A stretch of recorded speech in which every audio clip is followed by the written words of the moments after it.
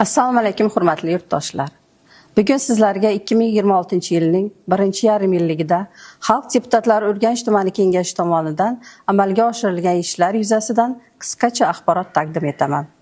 Ushbu davrda kengashimiz faoliyati qonunchilik talablari asosida ochiqlik, shaffoflik va jamoatchilik manfaatlarini ta'minlash tamoyillari asosida tashkil etildi. Hisobot davrida Xalq deputatlari Urganch tumani kengashining 7 sessiyasi o'tkazildi. Barcha sessiyalar to'g'ridan-to'g'ri efir orqali jamoatchilikka namoyish etildi. Sessiyalarda jami 59 ta masala ko'rib chiqildi.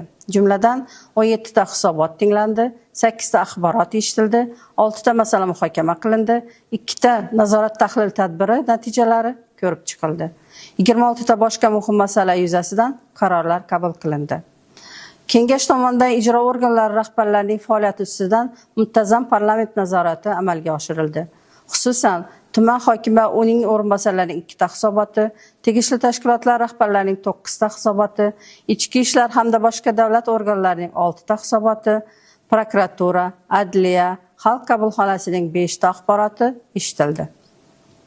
Bu orqali ijro intizomini mustahkamlash va aholini qiynayotgan muammolarni hal etishga alohida e'tibor qaratildi.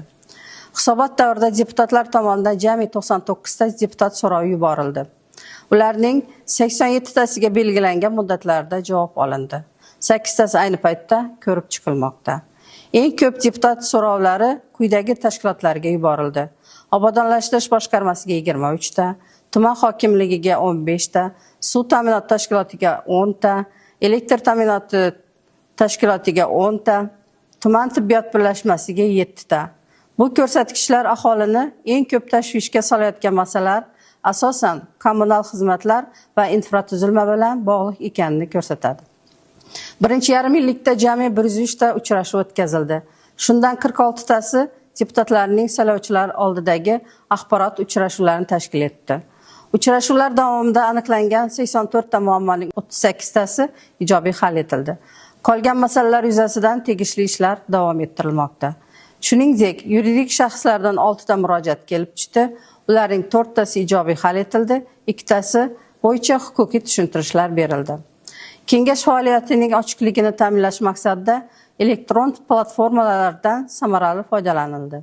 Jumladan, e-kengash axborot tizimi orqali 60 ta qaror e'lon qilindi. 2 ta qaror qonunchilik talablariga muvofiq yopiq deb belgilandi. 8 ta qaror loyihasi jamoatchilik muhokamasiga qo'yildi. Axborot siyosati doirasida jami 741 ta material e'lon qilindi. Shundan 81 tasi rasmiy veb-saytda, 9 tasi bosma nashrlarda, 6 tasi televideniyada, 645 tasi ijtimoiy tarmoqlar orqali yoritildi. Hurmatli ishtirokchilar, keltirilgan raqam va natijalar kengashimiz tomonidan xalq manfaatlarini ta'minlash, davlat organlari faoliyati ustidan samarali parlament nazoratini amalga oshirish hamda aholi bilan ochiq muloqotni yo'lga qo'yish borasida izchil ishlar olib borilayotganini ko'rsatadi. Albatta, oldimizda hal etilishi lozim bo'lgan vazifalar ham talaygina. Shu bois yilning 2-yarim-yilligida qonunchilik faoliyatini yanada takomillashtirish, nazorat mexanizmlari samaradorligini oshirish va aholi murojaatlari bilan ishlash sifatini yangi bosqichga olib chiqish bo'yicha aniq chora-tadbirlar belgilangan. Ishonchim komilki, deputatlarimiz, davlat tashkilotlari va jamoatchilik bilan hamkorlikda ushbu vazifalarni munosib amalga oshiramiz. E'tiboringiz uchun rahmat.